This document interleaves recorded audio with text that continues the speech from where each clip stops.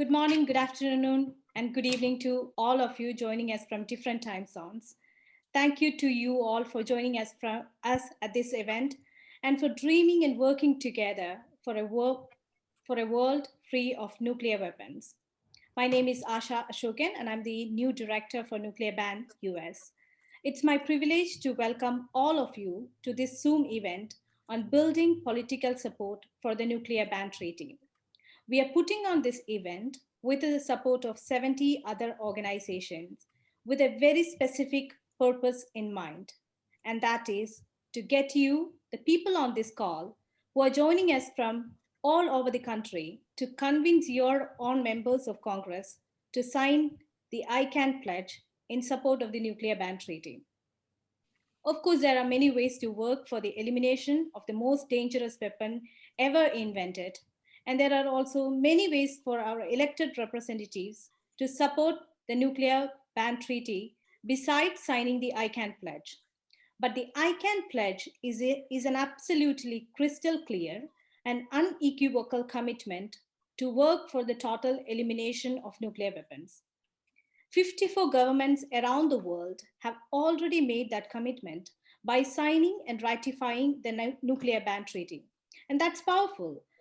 It's also powerful that over 1,600 legislators from countries that still support the nuclear weapon have signed the ICAN Pledge and made that commitment to work for the elimination of these weapons. This includes over 200 members of German parliament, over 250 members of the Italian parliament, and huge members in other countries that are supposedly defended by American nuclear weapons, like Australia, Canada, Belgium, and Spain. So far, in the US, we have just 10 members of the US Congress who have signed the ICAN Pledge. And we are going to hear more we are going to hear some of them today. It's up to the rest of us on this call to help get many more signatures on this pledge. And it's also powerful to get signatures from state and local legislators. And today we are going to hear some of them during this event. We have a great lineup of speakers for you today. To start our first session, Global Support for the Nuclear Ban Treaty, I invite Tim Wallis, co-founder of the nuclearban.us, to introduce our first speaker. Tim, over to you. Thank you, Asha, and welcome everybody. We're very honored to have as our first speaker, Beatrice Fihn, Executive Director of ICAN, the International Campaign to Abolish Nuclear Weapons. As you, I'm sure, all know, ICAN was awarded the Nobel Peace Prize in 2017 for their work on the Treaty on the Prohibition of Nuclear Weapons. And we're very much looking forward to hearing what Bea has to say about that and about how we can help here in the US to build support for the treaty through the ICAN Pledge. Thanks, Bea. Thanks, Timon, and hi, everyone. It's really great. I'm going to try to give you first a little brief overview of the treaty and the context of how it was developed, and then go into a little bit of why we need to work on this now and what can be done in the United States. So the treaty really came out of a kind of a shift to refocus this issue on the humanitarian consequences, really trying to take this issue out of the hypothetical kind of discussing abstract theories into the real world, like really looking at the sort of reality on the ground. When we discuss the real impact of these weapons and what that would mean for people, it really becomes obvious very quickly that there's no capacity for any government, any group of government or international organizations to provide any effective humanitarian aid or response to that scenario. For example, the Red Cross, they simply concluded at an early stage in this process that they could not help if there was a nuclear detonation. They would pull out their staff immediately. So really what that led to was to look at the huge sort of catastrophic impact for civilians of this weapon, and also how international law has handled with other weapons like that. Weapons that cause indiscriminate harms to civilians, that cannot distinguish between combatants and civilians, have been banned under international law. And since nuclear weapons disproportionately harm civilians, they're really built to wipe out whole cities, for example. Really, we identified that there was a legal gap, that there was a need to fill that with a ban on nuclear weapons. In the international legal system, there was missing a ban. So the treaty was negotiated at the United States with the support of the two-thirds of the world states. It is really the first global treaty to prohibit nuclear weapons. It prohibits their use, their development, and their possession. And it's really also the first treaty to address past harms of nuclear weapons through its really progressive and groundbreaking provisions on victim assistance and environmental remediation. And the treaty now, it entered into force in January when it became international law. And it's really, in a way, not the conclusion of our work, but more the starting point, really, at this point. It's a starting point for fundamentally changing how we see nuclear weapons in the world on the global stage.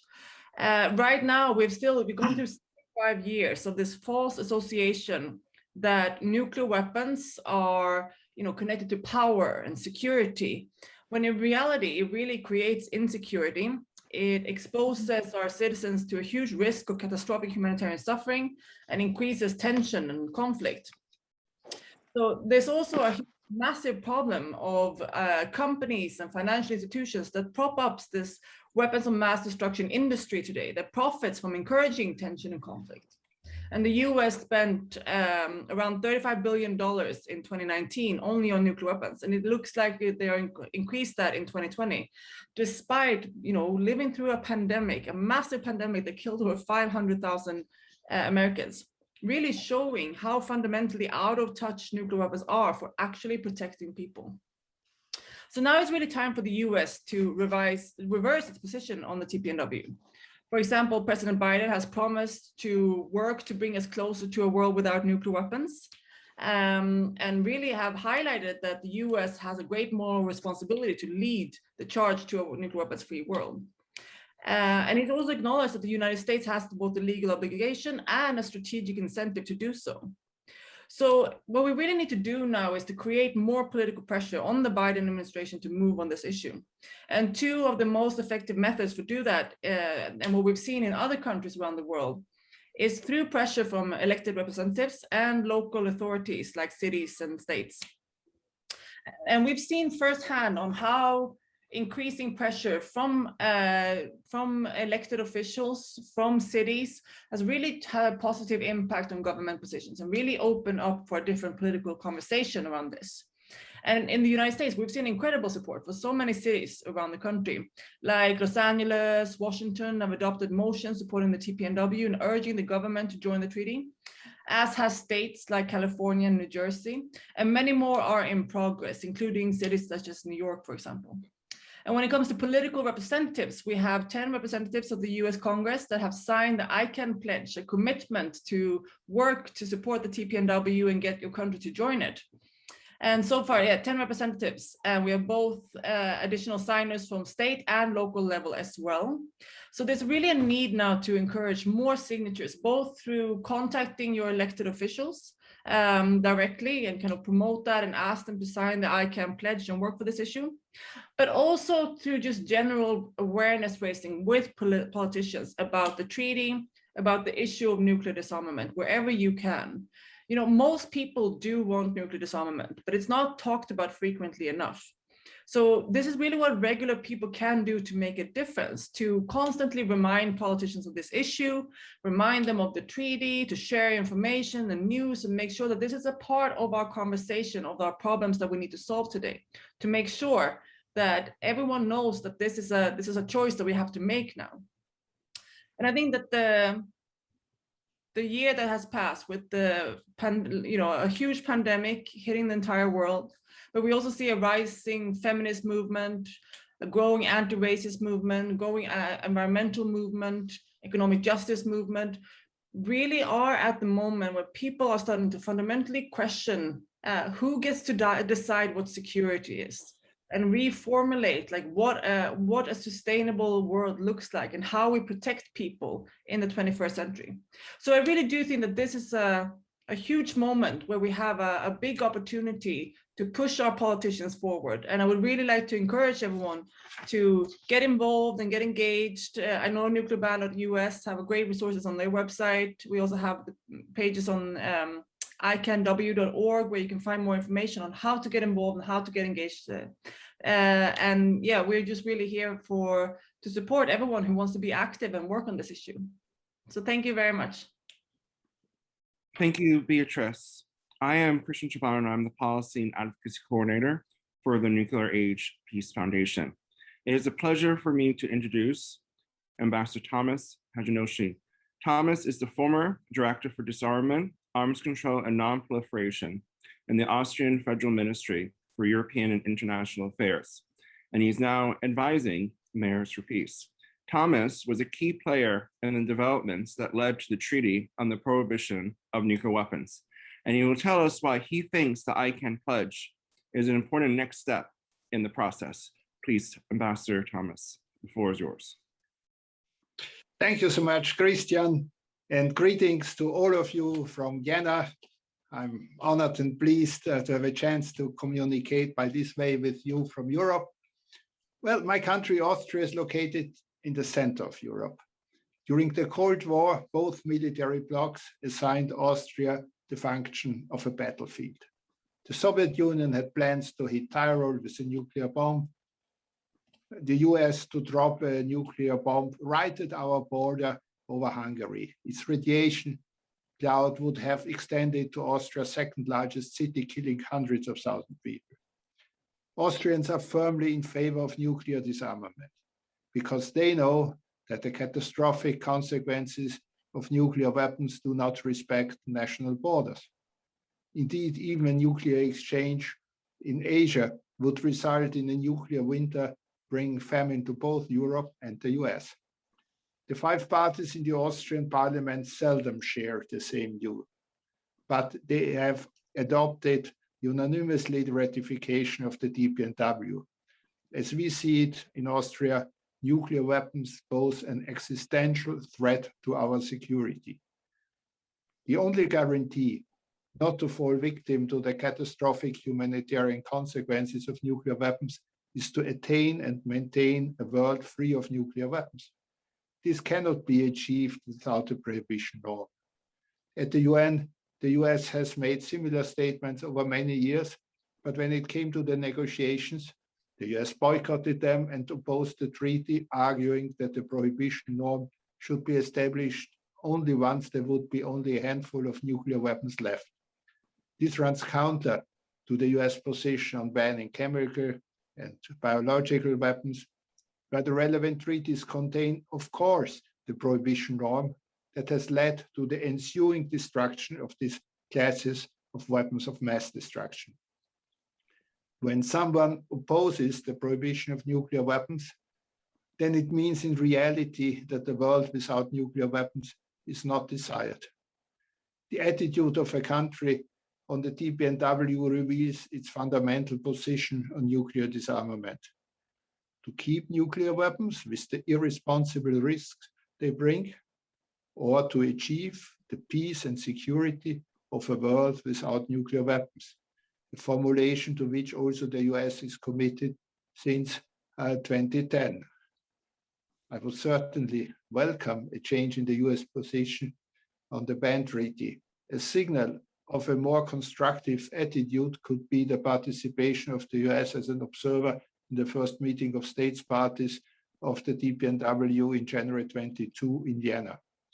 The treaty offers pathways for nuclear weapon states to adhere and eliminate nuclear weapons. Support for the TPNW continues to grow. Polls show that also in countries opposing the ban treaty, a majority of the population is in favor of joining.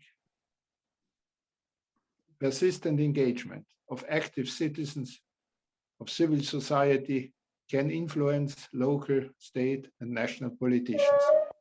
Initiatives like Mayors for Peace with more than 8,000 mayors worldwide, and the ICAN Cities Appeal, and we are focusing on this in particular today, the ICAN Pledge show the increasing worldwide recognition of the significance of the ban treaty, and they make an impact.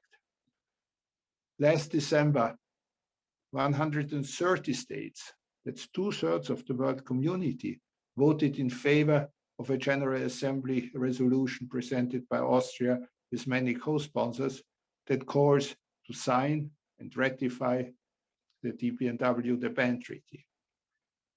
This treaty has become a beacon of hope that a world without nuclear weapons is achievable, which is the only realistic guarantee for the survival of mankind. Thank you. Thank you very much, Thomas. I'm Janet Fenton. I'm Vice Chair of the Scottish Campaign for Nuclear Disarmament.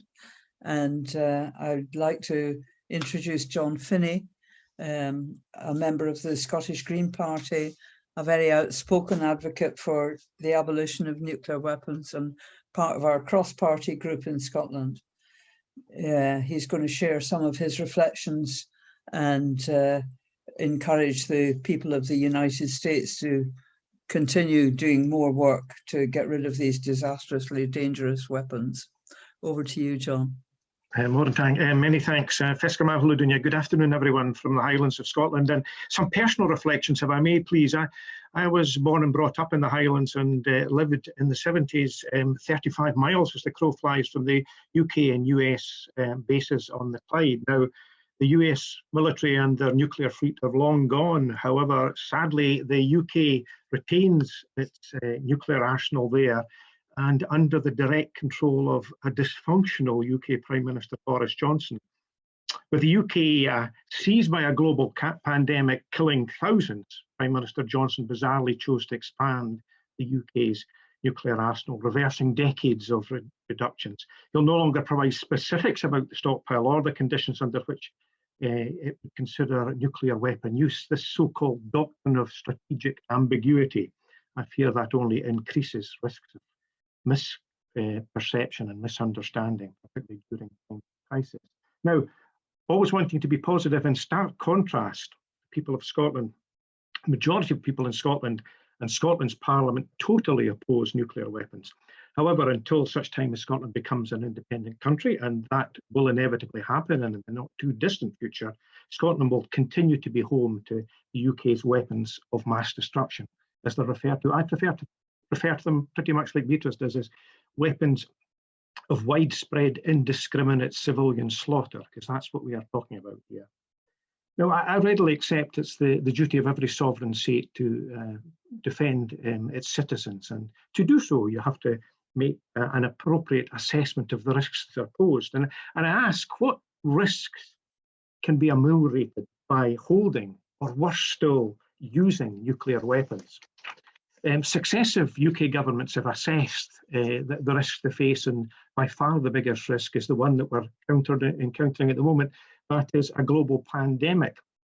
The Scottish CND report, which I commend to you, called No Need to Be Afraid, produced a number of years ago, said exactly the same, and it went on to list the other threats that are faced by most Western liberal democracies. That is climate emergency, cyber attack, continuity of energy, water and food, and terrorism. Attack by another nation, long, long way down the list. Now, supporters of nuclear weapons like to use the term deterrent a lot. And I'll give you the example of the United Kingdom, Russia, and the United States all possessed nuclear weapons. However, that didn't stop their cities being attacked by terrorists.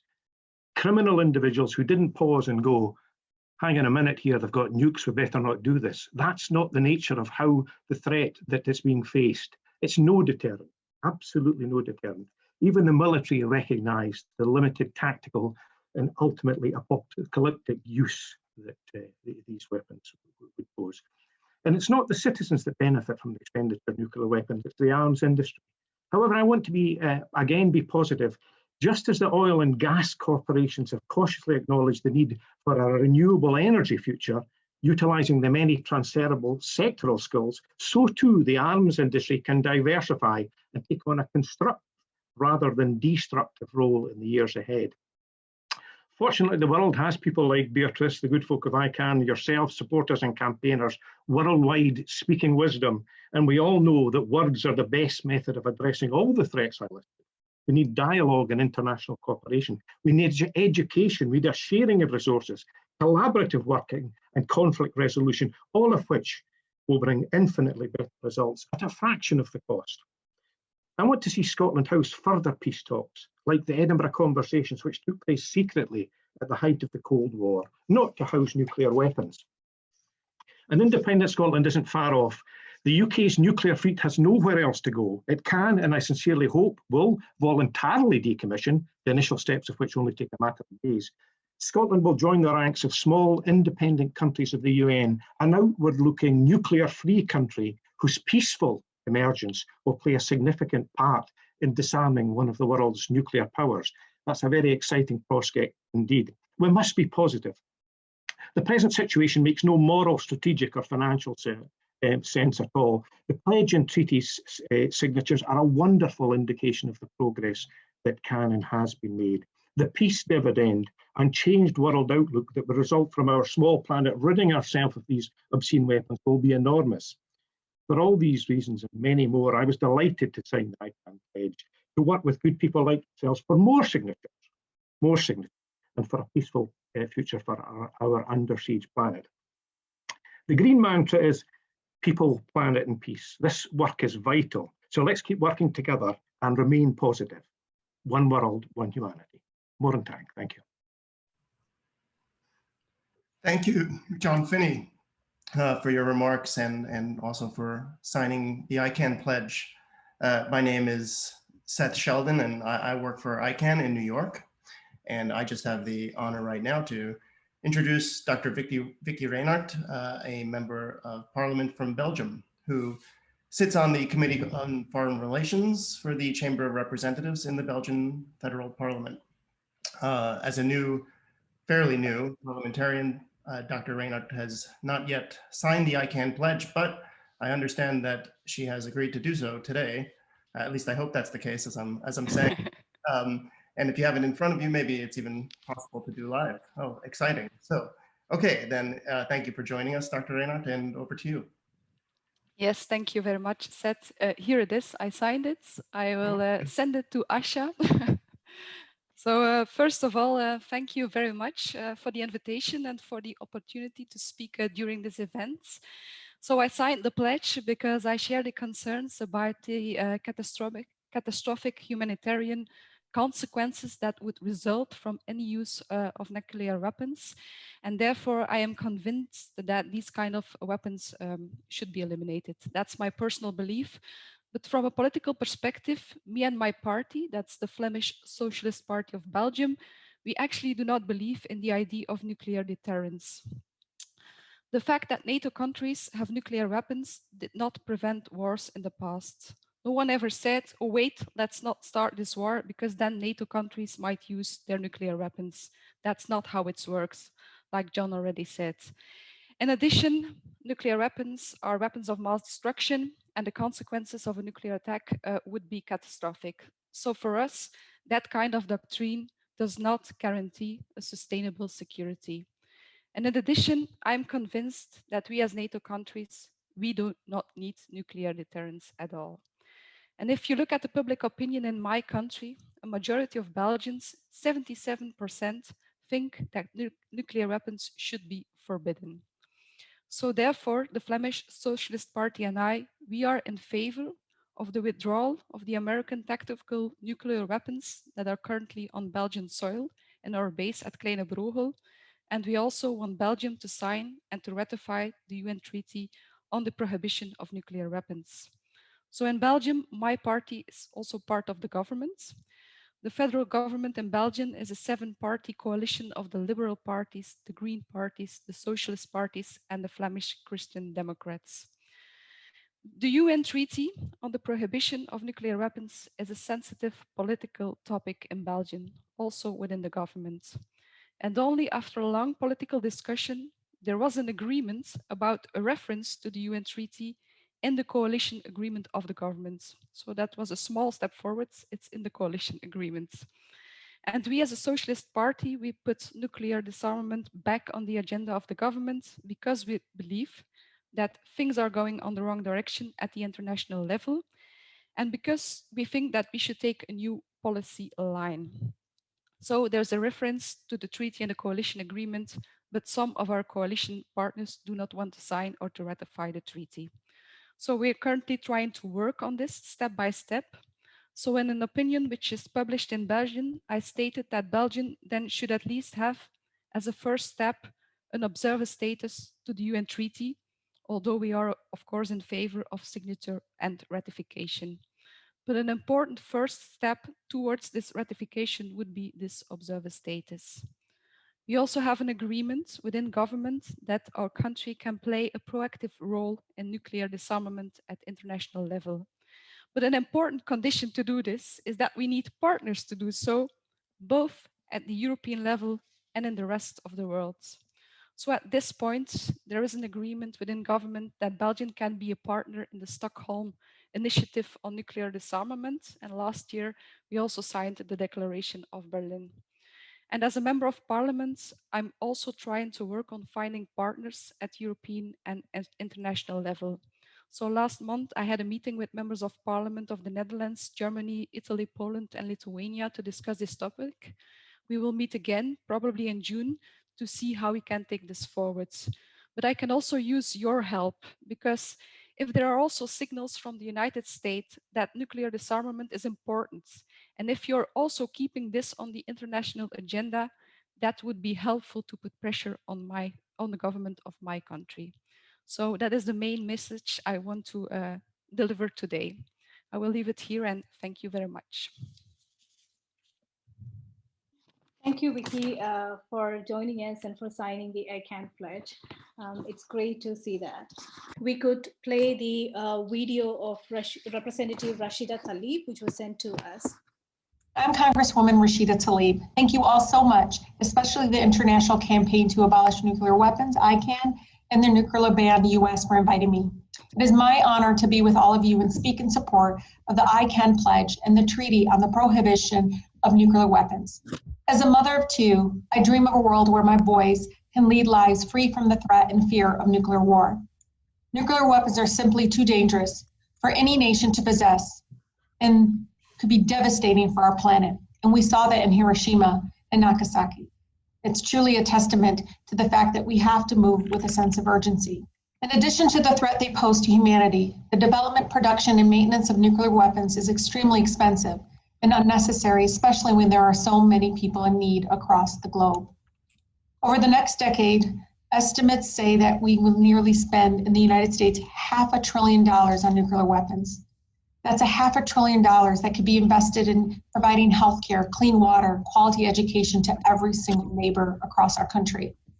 The consequences of our nation's obsession with military power and spending are on full display in districts like mine, where we have water that's undrinkable and unaffordable, crumbling schools, and a broken healthcare system.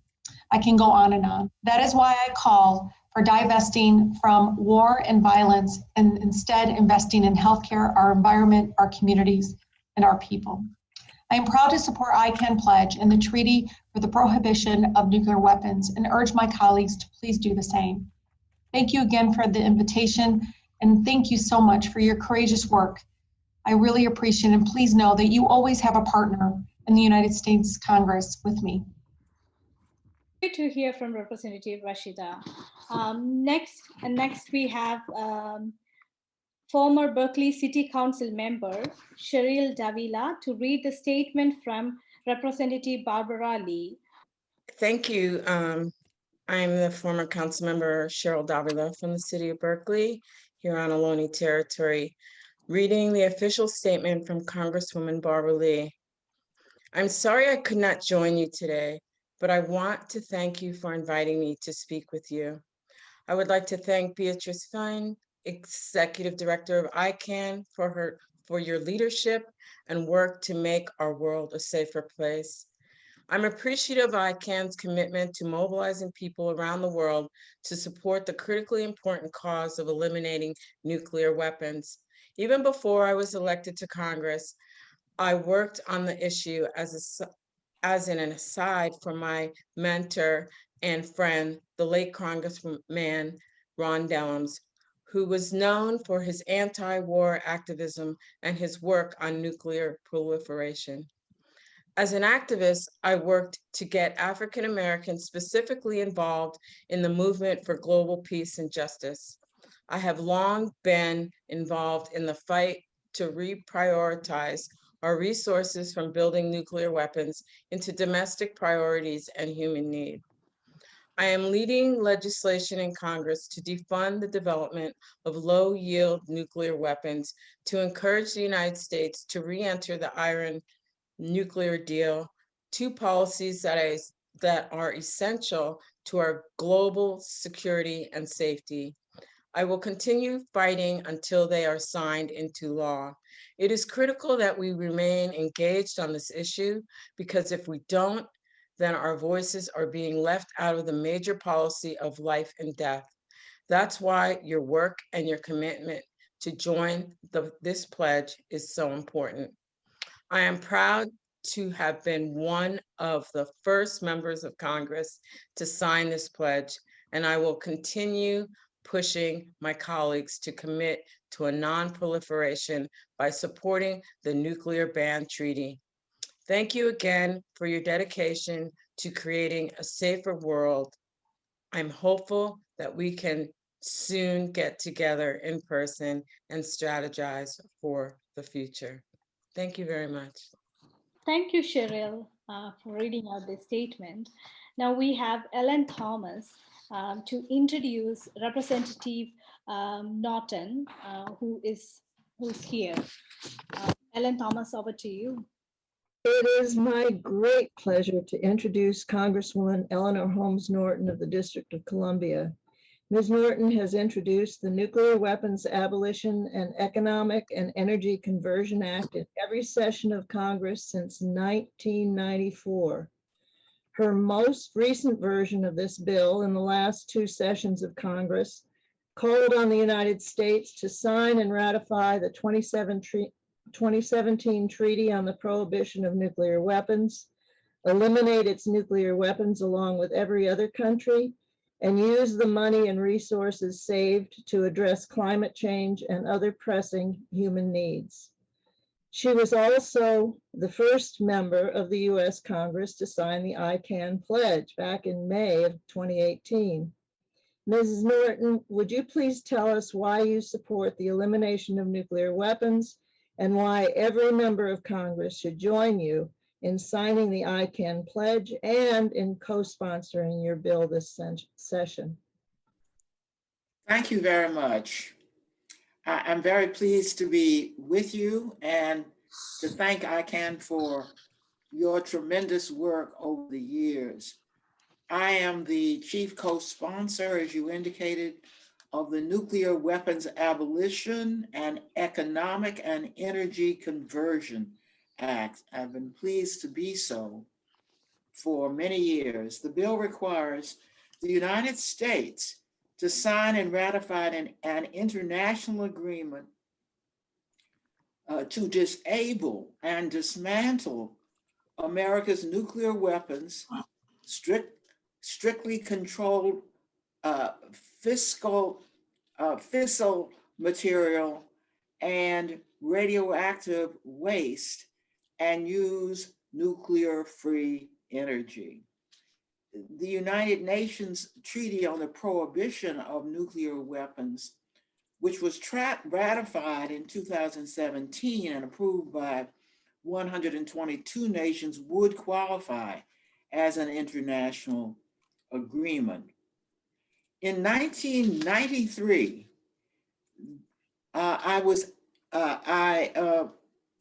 in my own district, a ballot initiative was passed here in the District of Columbia, which called for nuclear disarmament. Every Congress since then, I have introduced a bill on that initiative. On Monday, I will introduce this bill again. The DC City Council has also passed a sense of the council resolution urging the United States to approve the treaty. Importantly, my bill provides that after ratification of the international agreement, federal funds for nuclear weapons programs would be directed to human and infrastructure needs such as housing, healthcare, social security, restoring environment, and creating a carbon-free, nuclear-free energy. The conversion to a peace economy would occur when the president certifies to Congress that all countries possessing nuclear weapons have begun eliminating them under this agreement. This week, Congress also approved a bill to make the District of Columbia the 51st state. I think that goes well with this bill, my other bill to abolish nuclear weapons. Thank you very much. Thank you, Representative Norton. It's really, really refreshing to hear members of Congress talking like this. We know that not every member of Congress is progressive as the ones we have heard from today. But still, there are almost 100 members of the Congressional Progressive Caucus, which is almost half of all the Democrats in Congress, and we are going to get them all to sign the ICAN Pledge. Thank you so much for your continued support. We are really grateful to you. Next, we have Representative Jamie Raskin, who joined us recently. So I request Jean Athy to introduce Representative Jamie Raskin. Over to you, Jean. Thank you, Alicia. It's an honor and a privilege for me to introduce Representative Jamie Raskin. He showed brilliance and passion as the lead House manager in the recent impeachment hearings. He's the only member of Congress to publicly congratulate ICAN following the Nobel Peace Prize via a long statement in the Congressional Record. And he was the co-sponsor of last year's resolution calling on the U.S. to embrace the TPNW. I personally feel blessed to have known Jamie for 15 years, and he's wonderful to have for us to have here in Maryland. Thank you, Jamie. Over to you. Jean, my dear lady, thank you for that beautiful introduction. Thrilled and delighted to be with all my friends in ICAN, and I just wanted to stop in to say hello and thank you for keeping the movement for nuclear disarmament moving. You know, at this crisis moment in the history of the world with COVID-19 and public health disasters unleashed by climate change and huge climate migration, the need to unify the world, this is the right time for us to be insisting that the world stop wasting precious resources on a nuclear arms race, which nobody can win and which can lead to disaster in crisis hotspots around the world. So I'm very glad that you are holding up the banner of arms control and disarmament and making the world focus on the continuing nuclear threat. And I'm delighted to join you in this, and I hope to be able to enter something again in the congressional record about your work and your proceedings. And with that, I will yield back to you. Thank you, Representative Raskin, for joining us and supporting us. And we look forward to have you sign the ICAN Pledge very soon and join us in this great effort. Thank you so much for joining us. Thank you so much. And now we wanted to also talk about building political support for the nuclear ban treaty at the state and local levels. There are 535 members of Congress, and we are aiming to get 100 of them to sign this pledge. But there are over 7,000 state legislators, and there are 10 10 of thousands of mayors, city councillors, and other locally elected officers across the country. By getting hundreds or even thousands of state and local legislators to sign the ICAN Pledge, we can significantly increase the awareness of the Nuclear Ban Treaty and hopefully strengthen the commitment for the nuclear abolishment. But state and local officials are also the breeding ground for politicians who end up in Washington. And even if they themselves don't end up in Washington, they are a key part of the political ecosystem that can directly influence our politicians at the national level. So we have our next speaker is Representative Lindsay, and I request our campaign assistant to introduce our next speaker. Avery, please. Hello, everyone. So my name is Avery Daniel, and it's my pleasure to introduce State Representative Lindsay Sabadosa. Lindsay represents my hometown of Northampton, Massachusetts, as well as several other communities surrounding in a similar area. She's been an avid supporter of the Treaty on the Prohibition of Nuclear Weapons and has just introduced for the second time a bill that would set up a citizens commission to look at how the Commonwealth of Massachusetts can align itself with the treaty. Lindsay is going to talk to us today more specifically about signing the ICAN State Legislators Pledge and why doing so could be an effective tool for building more political support, not only at the state level, but also filtering through the national level for the total elimination of nuclear weapons. So Lindsay, take it away. Thank you so much, Avery. I do represent Northampton, Southampton, Westhampton, and Hatfield and Montgomery. I am the state representative for the 1st Hampshire district, and I am now in my 2nd term in the state legislature. But the ICAN Pledge was actually something that was brought to me before I won the seat. I was running for office, and all of the candidates were asked if they would be willing to sign on to the pledge. And I think because of that action, I started to look into a little bit of the history of the 1st Hampshire district and the involvement of this district in stopping the proliferation of nuclear weapons. My predecessor, Peter Kokot, had actually led in the legislature passing a resolution to raise awareness in the state about the fact that there are things that we can do as a state legislature to really support the pledge, even if we as a state are not able to enact it on our own. And so hearing that this seat just had that history, that it had the passion and dedication. And I see the call outs to Frances in the chat, which are wonderful because it not only did this seat have that, but the people of the district are there behind it. And Northampton is famous for our protest every Saturday morning in front of the courthouse, where people hold signs saying that we need to stop endless war. We need to stop the proliferation of weapons, the production, manufacture of weapons. And so when I won this seat, I was really proud to take a petition from Northampton that was just really truly from the people of the city to the State House, where we said Northampton does not want to contract with people who produce or manufacture, maintain nuclear weapons. That home rule petition, even though it only involved the city, passed, which is really exciting because it was recognition that, again, even though we are not able to make the United States join the treaty, we can slowly but steadily make sure that we're making progress on a local level. This session, I am working on a piece of legislation, the title of which I pulled up so that I can say it because it's long, a resolve providing for an investigation and study by a special commission relative to the existential threat posed by nuclear weapons to the Commonwealth of Massachusetts.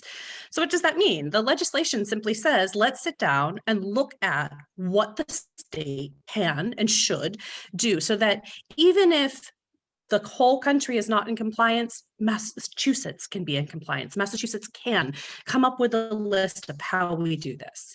So that's an exciting thing for a state legislature to do. And we shouldn't be alone in that. Other states should follow suit because we need to get that ball rolling so that we can convince our federal government that we too should be part of the pledge. There are some questions in the chat, and I know that we're going to have some time for them, but I just want to flag that these home rule petitions and these bills, those are one component of what we can do. But Mayor Chappelle was talking about clean air and water. And so part of our state budget is also responsible for ensuring that we are fully involved in the fight against nuclear weapons. So right now, for example, we will be voting in the House on the budget on Monday. And one of the things that we're trying to do is to make sure that there is a road out in Western Massachusetts, a dirt road, that is maintained, because that is the only road that leads to a storage site where nuclear waste is stored in the state. If we don't, as a state, come together and say that one dirt road is extremely important and we need to maintain it, we could be facing a crisis. We could be facing an existential crisis with nuclear waste polluting the waters of Western Massachusetts. I don't know that most people realize that when we go into the budget debates, these are the things that we're considering. So it is true, our budget is a moral document, and I very much hope that when we're done with budget week, we will be maintaining that road and we will be focusing our dollars on what really matters, the health and safety of the people of this state. So I look forward to any questions, and thank you so much for having me here today. Thank you, Representative Lindsay, for your amazing. I'm going to introduce the next speaker. I'm Susan Lance, but I just want to say Lindsay Sabadosa has been my representative also, and she's been such a strong support for the bills we've introduced into the Massachusetts legislature. Our next speaker is Mayor Nicolas Chappelle, who was elected mayor of my current town, East Hampton, Massachusetts, in 2017. She issued an executive policy order to align East Hampton with the Treaty to Prohibit Nuclear Weapons, divesting the city from the nuclear weapons industry and refusing contracts with companies that make nuclear weapons. Mayor LaChapelle, can you tell us why you signed the ICAN City Pledge and what difference do you think it could make? Good morning, everyone from East Hampton, Massachusetts. I'm Mayor Nicolas Chappelle, and I'm the mayor of a really grand city of 16,000. Boston is about 75 miles east of us, if you're all familiar with the geography of Massachusetts. The city has a long informal history of supporting bans against nuclear weapons and also companies that support the nuclear industry. In the last 18 months, have really been taking a look at actually our budget, our municipal budget, and looking at it as a moral document. And what moral imperatives need to be reflected in our spending, but also in our body of ordinance, resolutions, and city vision. And one of those that really just came up more and more across so many different levels was nuclear weapons and the use of, as well as the ever-growing industrial complex around nuclear weapons. And that it indeed comes all the way down to a very, very local level. I think that candidly, when I became mayor in 2017, the ideas of issues or moral imperatives and priorities for me had a very physical context. What was within a border, what education in our public schools, fixing roads and streets. When I really started looking at our budget process, but also what our residents were passionate about, and I see some of my local group in the Zoom audience. Hello, and thank you for bringing me on this journey. Was that there are all of these issues, and there are things going on in the world that have no borders, that deeply affect the residents of East Hampton and of the world, and that East Hampton is indeed a part of a global community.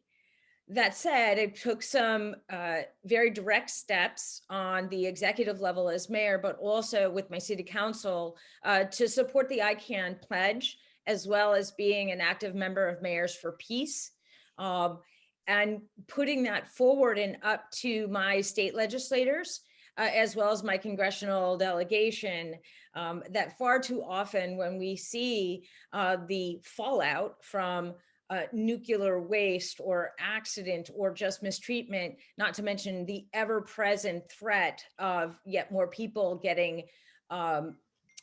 control over these weapons, it affects the people on Main Street, right? It affects the folks, you know, really on the ground. I think about, you know, our recognition and remembrance of Nagasaki and Hiroshima, and the very personal stories, and that was the horror that folks, you know, so far away from decisions, really they bear the cost, and generations forward do as well. And looking at and listening to my constituents, it was very clear that the city and the city government needed to be more active in saying no to nuclear weapons, to work to make sure that what we invest in is not invested in nuclear weapons, the making of nuclear weapons. We're working towards that. I will say, Timon, we haven't talked in a little bit, but it's actually much more easier. It's not the challenge I thought it would be. And I think that has a lot to do with this group and internationally, and how that goes. So I want to be conscious of my time, but also wrap up and just say, you know, the silence on a local level, on a city level, on a village level, on a town level is deafening, because it's a silence that preempts and snuffs out what the everyday person would like and expect. And, you know, for us, that's water, and it's shelter. It's access to clean air. And to not sign on to the pledge is really remaining silent, and you know, affirming that some voices don't count. Signing on means open to people's passion and right to clean air and cleaner water, and also, you know, not mutual destruction, annihilation, and that's, you know, we can't be silent on that. A mayor can't be silent on that. A city can't be. And I really thank the members of Congress and my fellow mayors around the world, inspiring me to really get involved, sign on, and support activities in my city and my region. Thank you. Thank you so much, Mayor LaChapelle. We really appreciate you coming on here. It means a lot to hear what you have to say about ICAN Pledge on a local level. Now we have like 2 questions. One is from Julie Dosey. I am from Hampton Roads region of VA, home to many military installations. How can we persuade mayors and council members to support TPNW when our local economy depends on the military presence? Are there precedents for converting war-making efforts into work for economic justice? I can speak a little bit, actually a lot about this. So East Hampton is somewhat in the middle of 2 air bases that are active to various different points, as well. Our small manufacturing sector here does a lot of military work.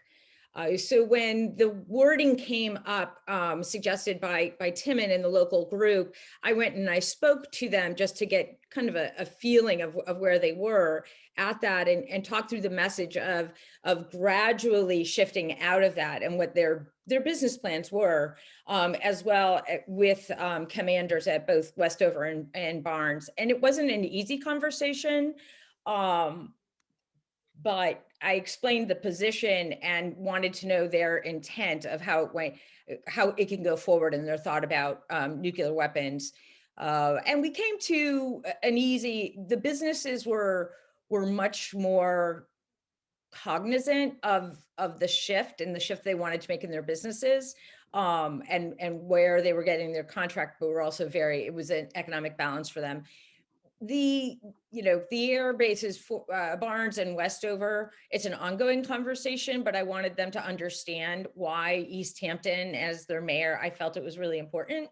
And I would also say to who asked the question, it was not a one-time question. It was not a one-time conversation. I think the first conversation I had was in 2019 when my local group approached me to sign it, and I didn't actually the first time I was asked, right? So it took a lot of conversations with those around and community, a lot of community support, but I think equally important, community awareness of the issues and why a mayor would sign. And I wanted to make sure those who had economic stake in this and nuclear weapons understood why it was going to be a part of the permanent record. So. Oh, thank you, Mayor. We have another question, but I could not find the name of the person who is asking this question. Is it possible to share information about the process in addressing local, county, and state officials who resist seeing global issues as their issues? Also, is there a list of signers of the pledge that we can share with officials at their level to illustrate that this is an issue other legislators are taking on? I think I can address the second part. So if you go to nuclearban.us, you will be able to find all the 10 Congress, the representatives who have signed the ICAN pledge, and the state representative and the mayor and the city council who have supported in this effort. So maybe either Mayor Nicole or Representative Lindsay can answer the first part. Is it possible to share information about the process in addressing local, county, and state officials who resist seeing global issues as their issues? I'll defer to the representative. Oh. and jump in I was just deferring to you. I'll let you go first. There we go. Well, certainly. So, I think that that's part of what my job is in the State House right now, because I filed legislation that really does say this is not just a national issue. There are things that we can be doing on the state. And so, when you ask for these home rule petitions, these sort of local bills to go through, it allows you to start having that conversation. And, people do realize very quickly that everything has a local impact. An elected official is consistently focused on what is happening in their community. So if you are able to sort of thread that needle and say, well, like the example I gave about the road, well, you may not think that nuclear weapons are a local issue. However, your community is located on the river that flows from the site of that nuclear waste facility. And so therefore it is a local issue. It's extremely pertinent to your community if we don't do something. And so building those conversations slowly over time are really helpful. The second bill that I mentioned that creates a commission, that is the ultimate conversation. When you put these groups together and you ask for public input and you hold hearings, that is the way that you get press attention, that you get on social media and make sure that people are starting to make those connections on their own. So I think that that's really just, in essence, what you're asking is that's what the legislative process is. And on a mayor level, it's, so when you have a leader like Representative Sabadosa, it's great because I can start. And again, Lindsay said it perfectly. It's like, you've got to make it local. Like, yes, this does affect what I do with mayors and city councilors. When I ask them to sign on, I talk to them about being at the table. Like, so for me, being a mayor of a city, my main job is to be at every single issue table that affects my residents, and have a voice, and not wait until there is an accident or an issue, or you want to start this conversation in relative calm and be proactive. And this is an issue, especially in Western Mass. It's very it would be very difficult to convince any mayor that their constituents don't see it as a local issue.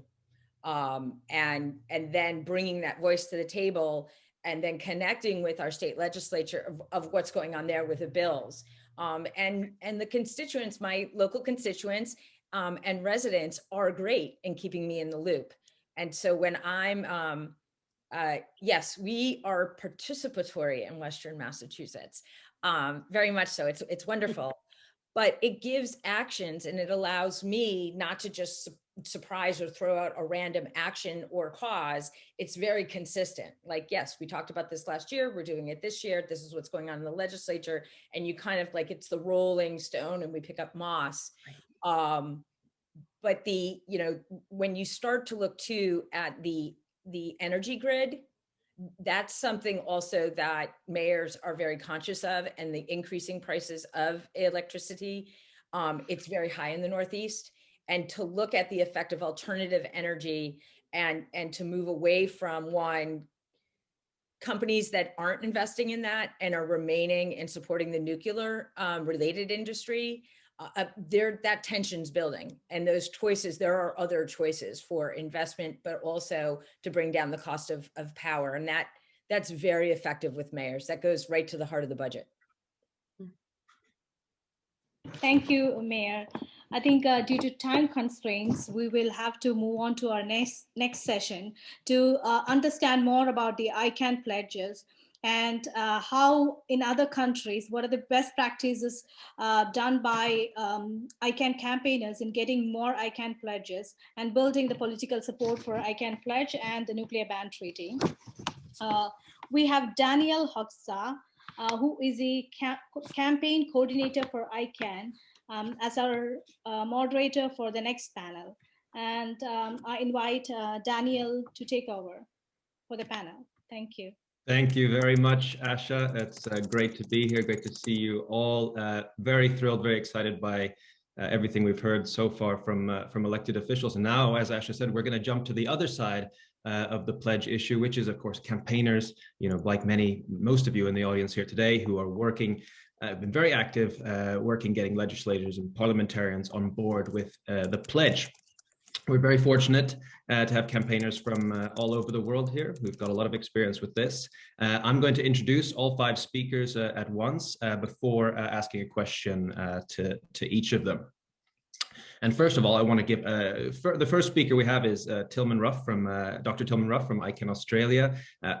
Major kudos for logging in, for staying up so late, Tilman. It's great to see you there. Tilman is co-president of the International Physicians for the Prevention of Nuclear War, and he's a founding international and Australian chair of ICAN, and he continues to serve on the ICAN Australia steering committee. So thank you, Tilman. Our next speaker after Tilman will be Heidi Kasai from ICAN Germany. Heidi is from Germany. She lives actually quite close to where 20 US atomic bombs are stored. She became an ICAN campaigner in 2015 and has been very active on the ICAN Cities Appeal as well as the pledge. So jumping across the Atlantic, next after Heidi we'll have Aaron Hunt from Mines Action Canada. Aaron is the program manager for Mines Action Canada and has been active in promoting the ICAN pledge there. She's also got lots of disarmament experience working on the cluster munitions issue as well as the killer robots issue. So we're thrilled to have her here as well. Jumping again across the Atlantic to Scotland, we've got Janet Fenton, who we've heard from a little bit earlier on the call. Janet Fenton is currently the vice chair of the Scottish Campaign for Nuclear Disarmament. She's on the ICAN International Steering Group, and she's been instrumental in getting a large majority of Scottish parliamentarians to sign the ICAN pledge.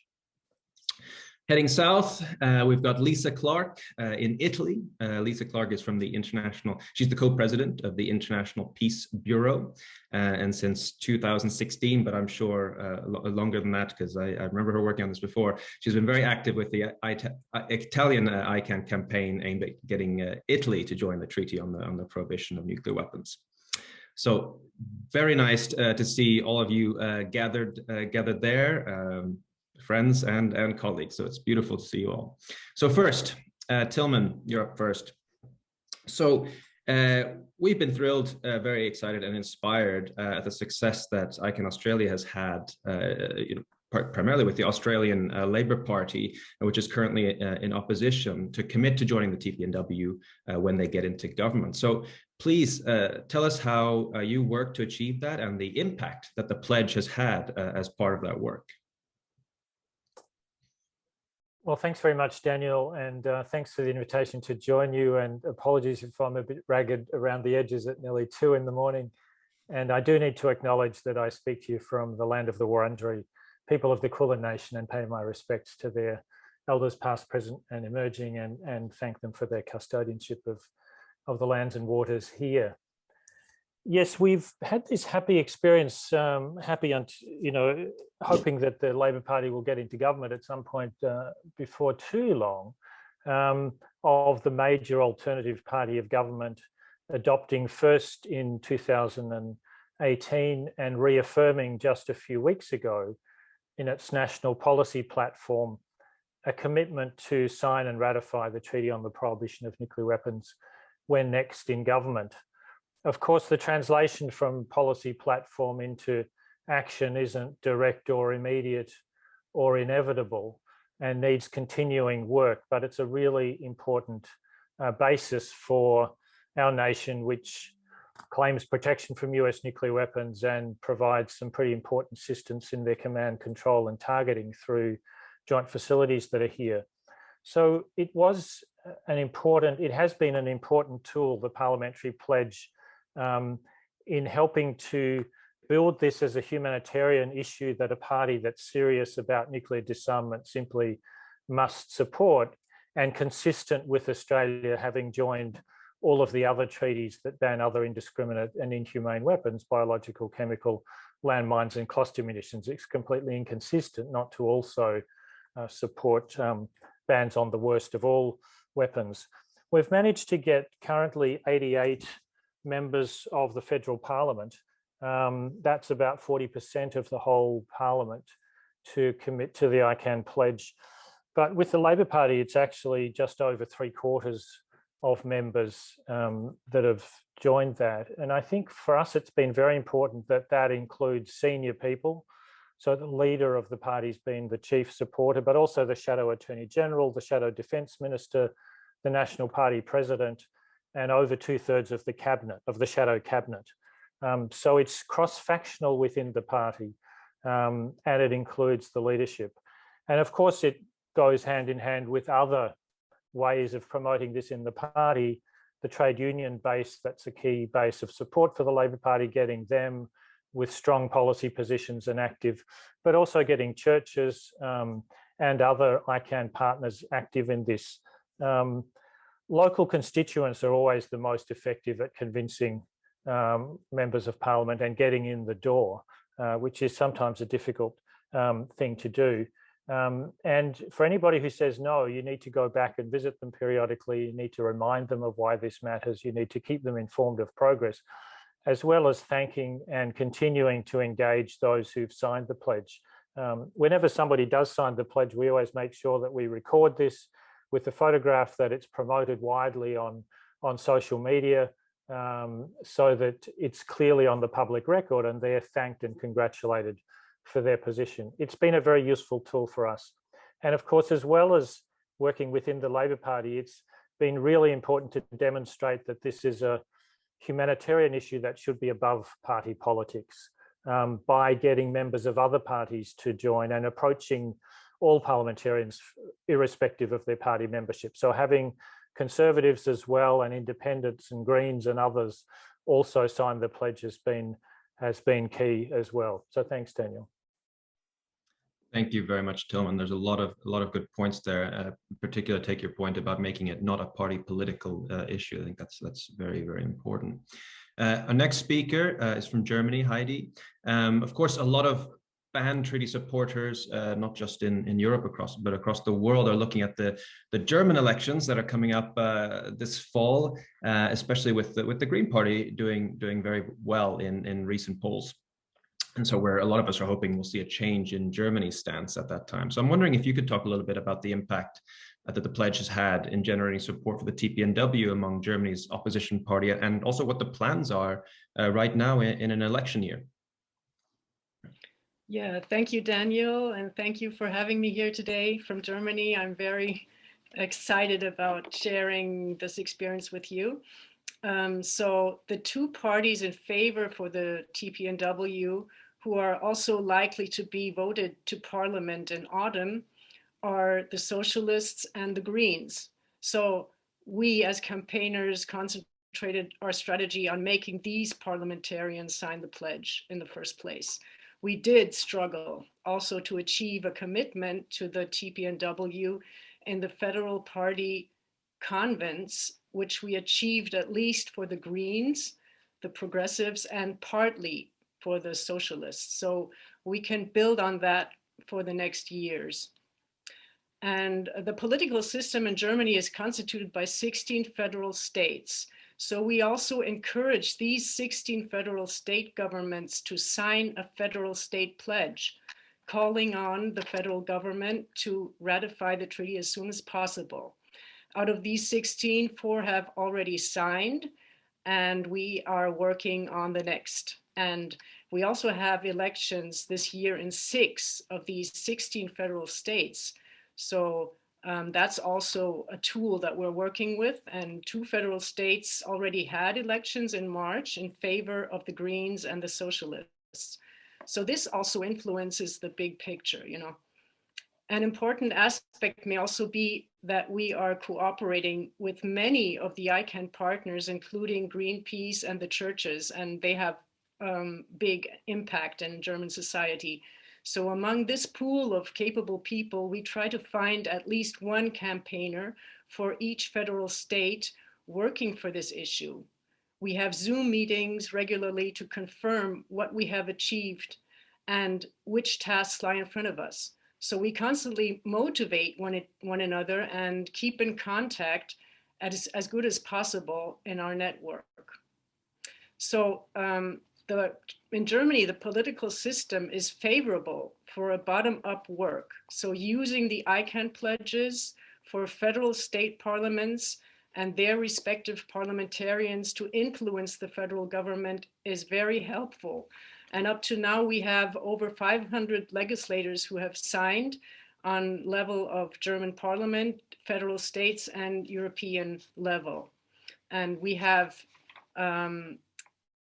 120 city appeals actually, which is quite a lot. And that's what we are also using for getting, we are using the city appeals for getting the mayors and the local population more involved in taking responsibility to protect the citizens instead of threatening their lives. So the next step, therefore, is the 8th of July, which is this year notes the 25th anniversary of the International Court of Justice stigmatizing nuclear weapons as illegal.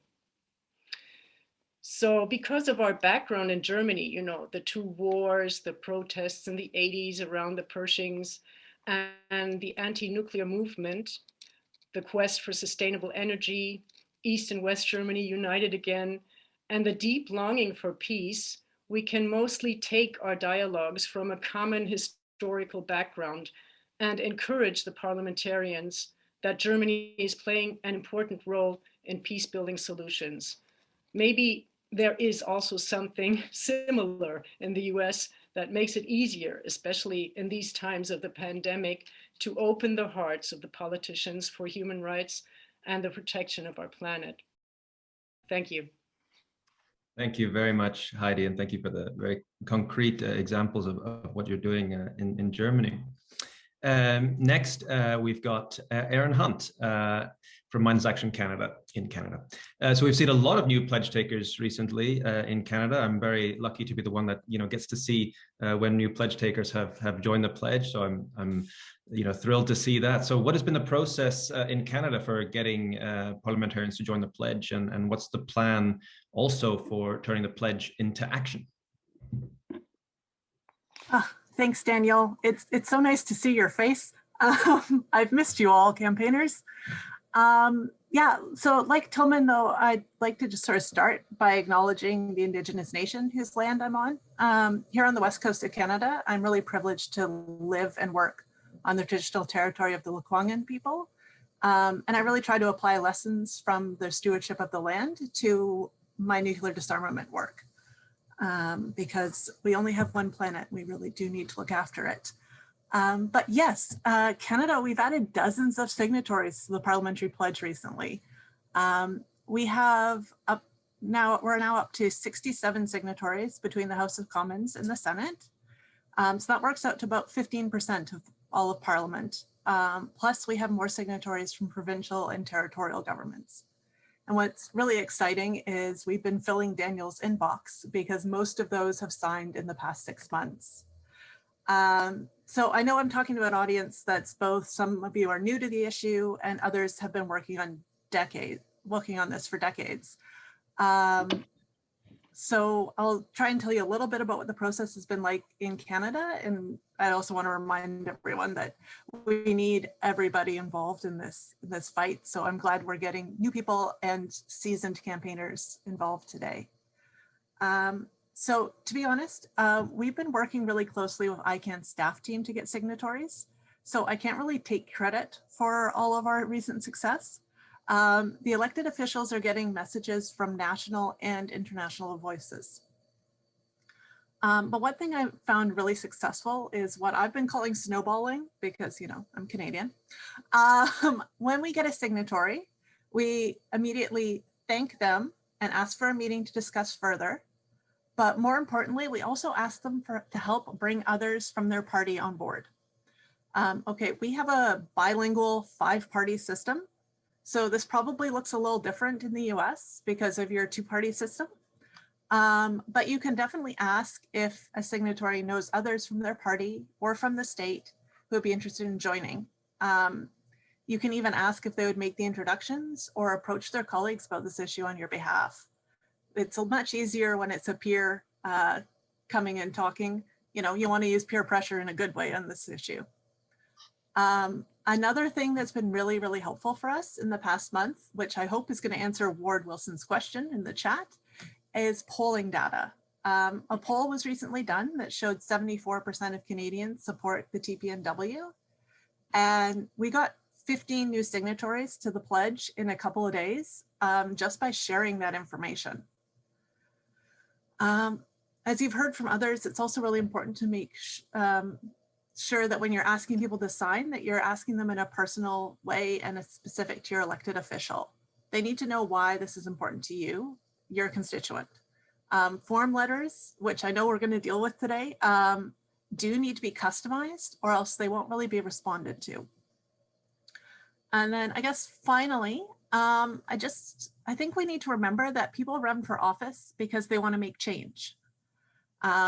Signing the pledge is a good way to make change.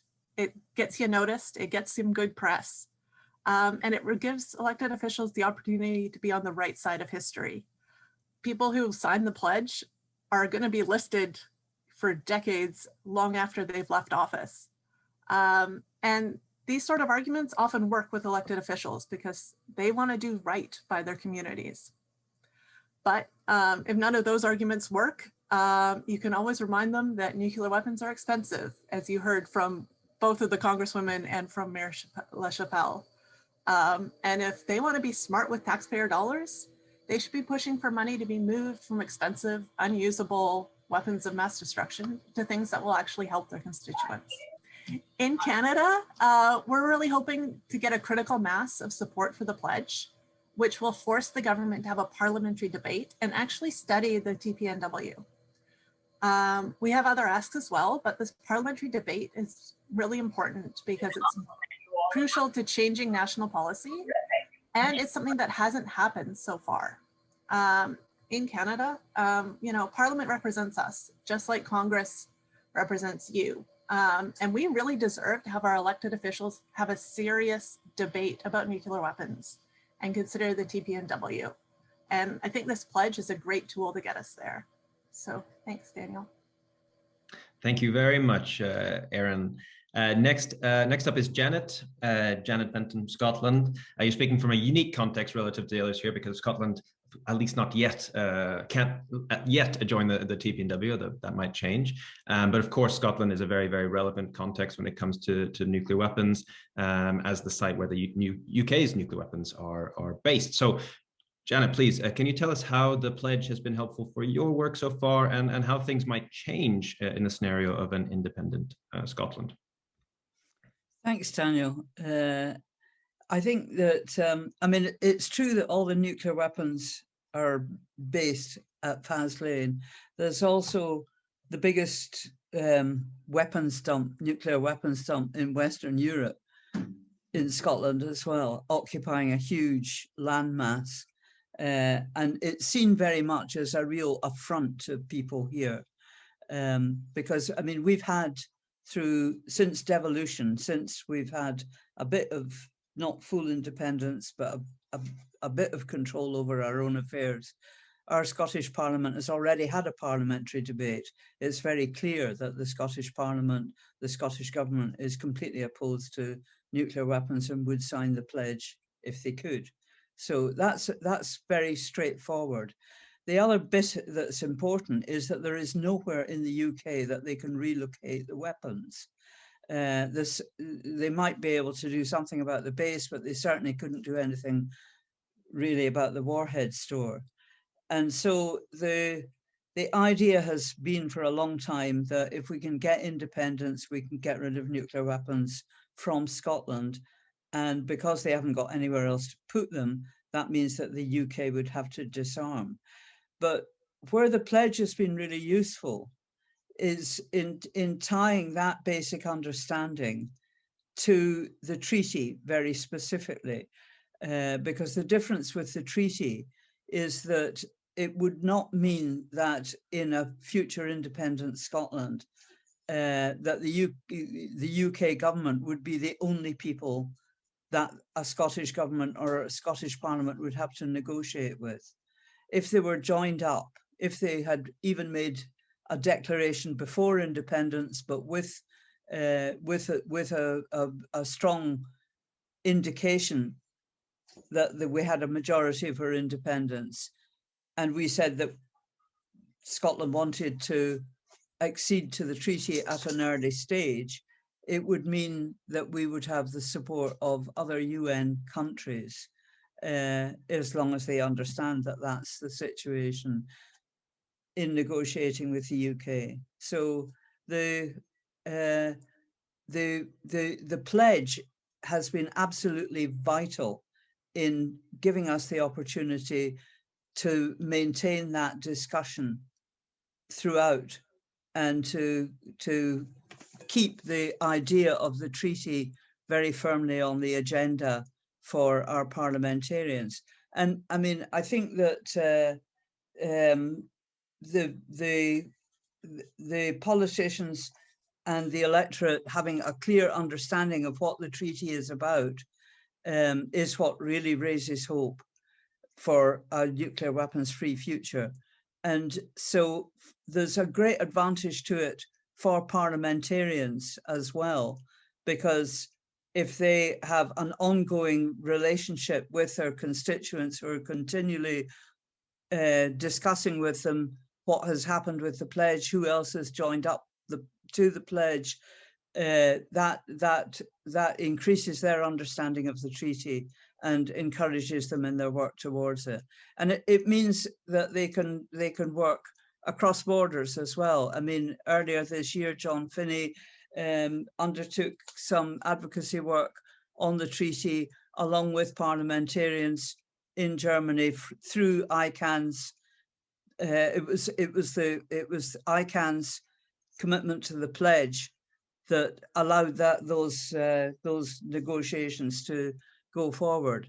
I mean, the pledge in Scotland has now been signed en bloc by the entire SNP. It was signed en bloc by the entire Green Party.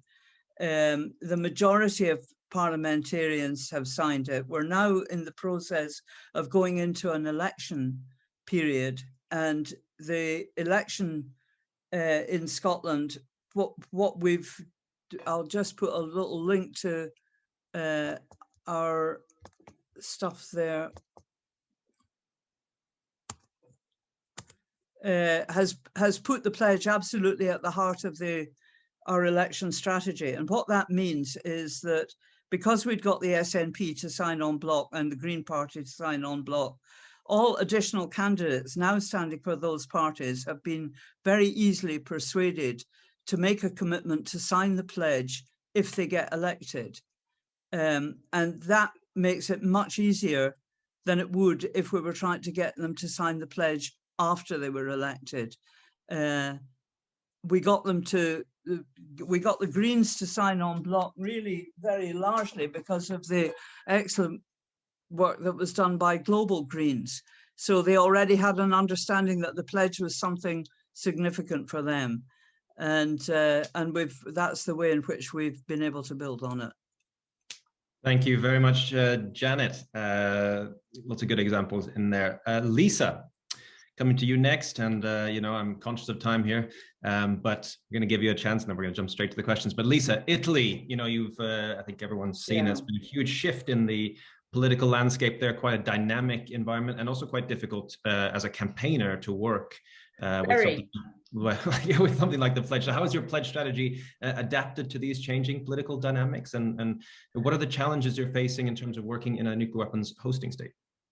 Well, first of all, we started off with a bang in 2017. It was just after the time of the approval of the 7th of July 2017, and in September we got a huge number of parliamentarians to sign the pledge. And they were from all parties, but basically from two, one of which was the party that was running the government, and the other one was an opposition party. And we thought that was great, actually. And they did get together and produce a resolution, which was, of course, at this point, approved in Parliament. And it was an important resolution.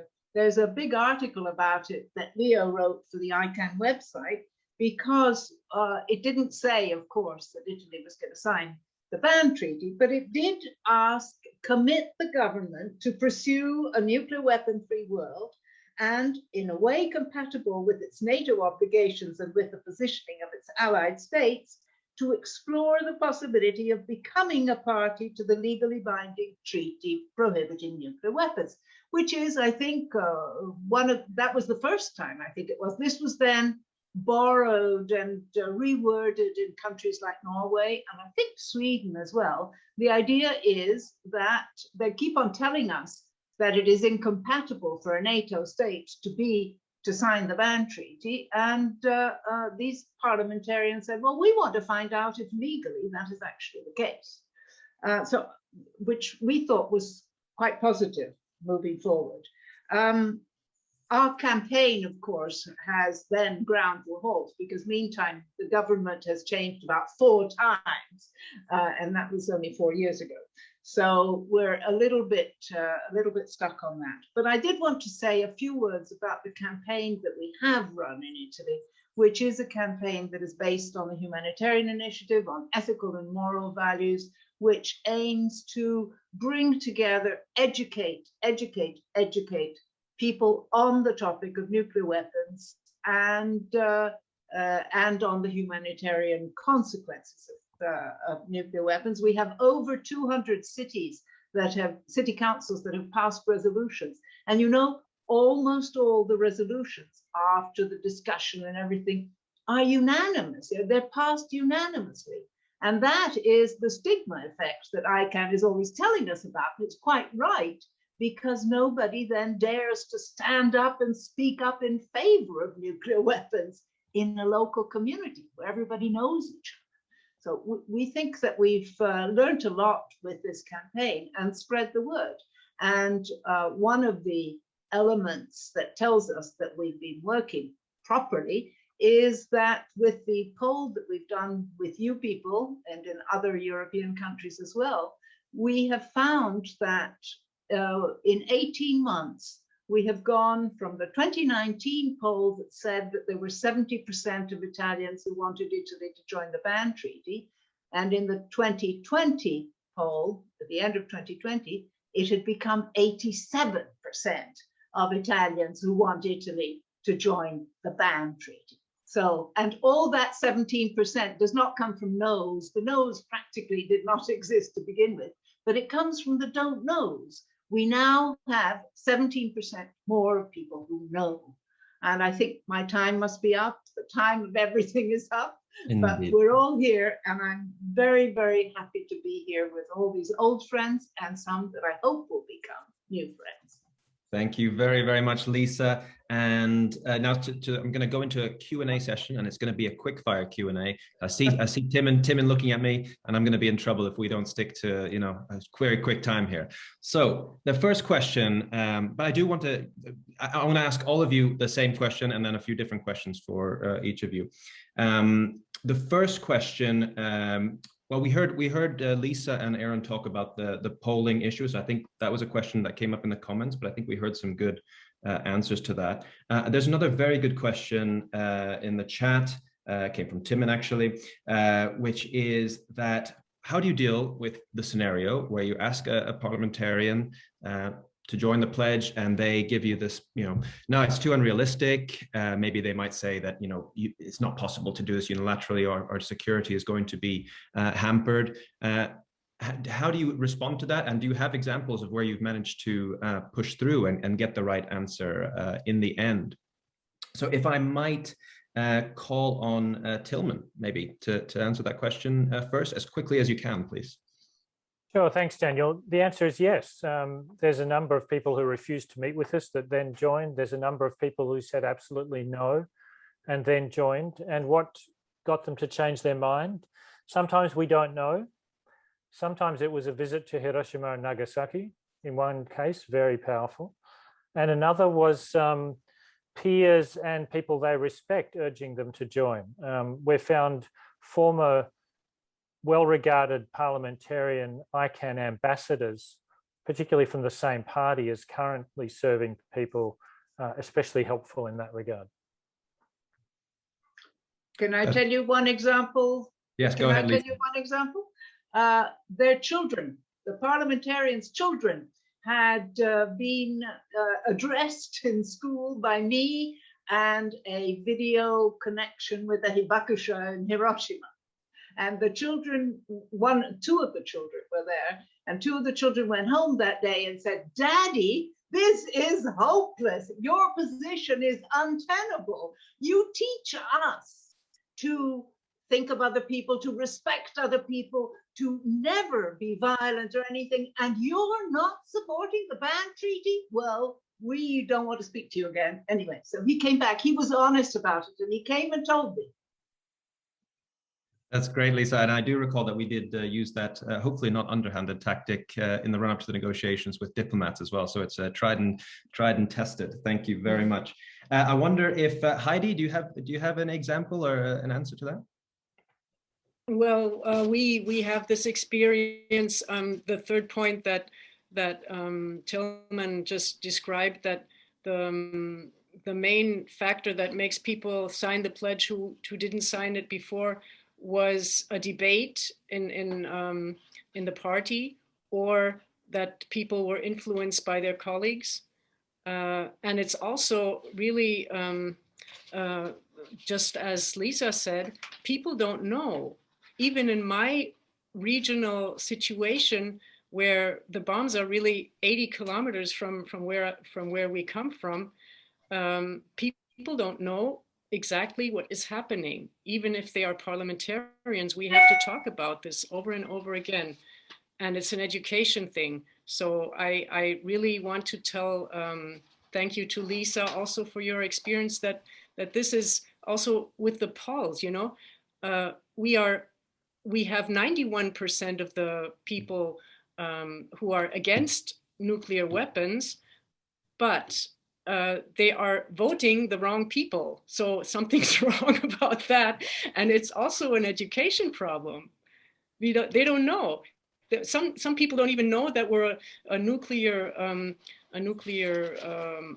armed state by the US bombs. They have no idea. So this is a very important issue that we talk about it with the politicians and also make them influence their colleagues.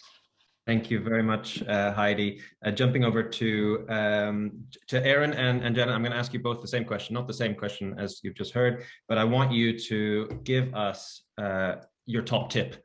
As campaigners who have worked on getting people to join the pledge, what is your top tip for people in this audience who might not have worked on it? So yeah, go ahead, Aaron. Okay, my top tip is banning the bomb needs courage.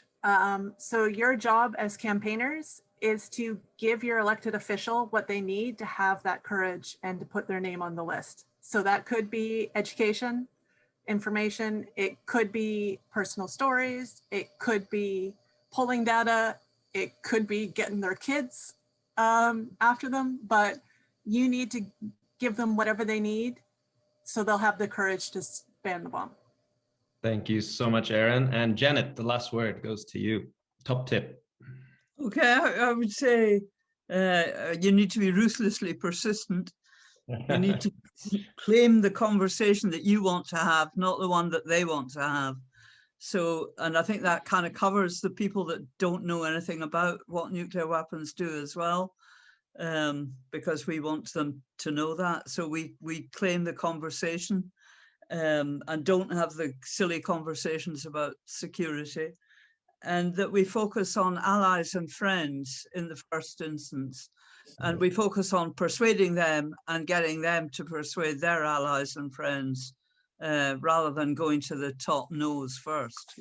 Great, thank you so much. Speaks a little bit to the snowballing as well, but I like that. Ruthlessly efficient and being brave. I think that's a good way to end this panel. So thank you so much to all of you. And now back over to Asha or Tim. Thank you, Daniel. Thank you, panel. That was terrific. We've had lots of great speakers, and now is our chance to get everybody active and participating. And we're gonna do an experiment. We've got 223 people on the call, and we're going to break out into breakout rooms so that you can all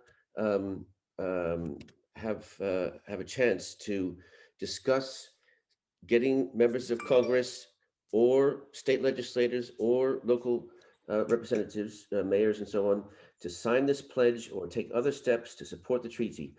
And we've got a tool. We've got several tools actually, but the main tool that we're going to use is a map, which James is going to show you very briefly, and then we're going to explain how we're going to move into the breakout rooms. James. So I'll just show you quickly now, a quick tutorial how to do this. So if you could navigate to nuclearban.us/national map, this is where the tool is going to be. So when you go to the page, you'll see this map. This is where you put in your address. You can see in the top right corner, you type in where you live, and it will zoom into your house. And you will see a couple things. You will see a little blue point and a pop-up box. And what you're going to want to do is click the blue point. And everything I'm saying, by the way, is below the map with screenshots, so you can always reference that later. You click the blue point, and you will see two things. You will see a small arrow and a box. You're going to click the arrow, and this will give you your congressperson and your 2 senators. And to make it bigger, you click the maximize box. And once you are here, now it's pretty straightforward. It gives you all the information that you need. So if they have signed the pledge, if they're a priority target. And we also included a draft letter to use. We suggest that you personalize this, but this gives you something to start. And you click here to access contact form, then copy and paste the above draft letter. So if I click here, it will take me, so this is my rep, and this is contact form. So what I would do is just take this letter and I would paste it. And then I would customize this here and fill in the questions. Every representative has asks different questions. Some ask for your zip code.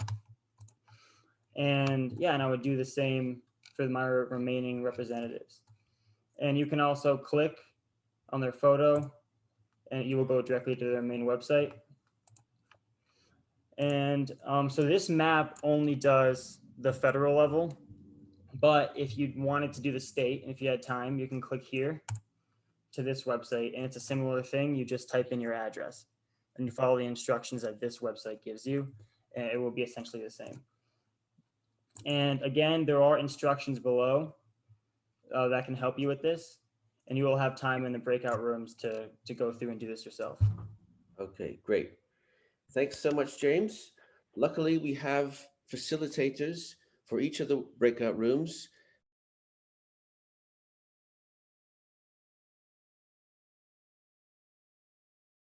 We're all coming back now. Thanks, everybody. Okay.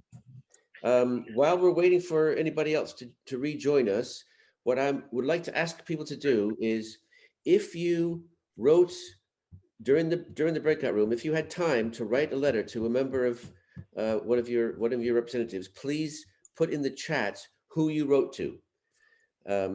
Okay. And so we could just get a sense of how many people actually got letters off during this session. So we got letters that did go off to maybe put where. Okay, so North Carolina senators, Schumer and Gillibrand, that's New York. I don't know where Fernandez is. Santa Fe, New Mexico. Following up with Leahy and Sanders in Vermont. Ed Markey in Massachusetts, Oregon. So we've made a start. It's great. Thank you all so much. And I'm going to hand back to Asha for the final session of where we go from here. So thanks very much. Thank you, Tim. We'll be able to write to you. And if you have any questions, please do write to either Tim or to me and James. Vicky Elson have an announcement. Vicky, can you please make the announcement now? Hi, everybody. I'm Vicky Elson, co-founder of nuclear-ban.us. I wanted to tell you that we have another event coming up, June 26th from 11 to 1. Mark your calendar. It's called Pressuring the Nuclear Weapons Profiteers. So today we're working on reaching the politicians directly, but they also unfortunately hear from the nuclear weapons companies in the form of lobbyists and campaign contributions. So we need to pressure the companies, and we can do that through divestment. We can also do that with direct contact with their leadership and their employees. So that's what this event will be discussing, all the different kinds of ways that we can do that. And we might even do a little bit of it during the thing, if we can make it work the way we made it work today. So thank you. Mark your calendars. That's June 26th, 11 to 1 Eastern time. We will be sending you an email to let you know how to register for that. Okay. Thanks. Oh, look, there's the registration form. Thank you, Cole. Thank you, Vicky. Now we have another announcement. This is Kevin Camps. I'm with Beyond Nuclear. We're a member group of the Alliance for Nuclear Accountability. ANA is a 34-year-old coalition. Most of our member groups live in the shadows of the Department of Energy nuclear weapons complex.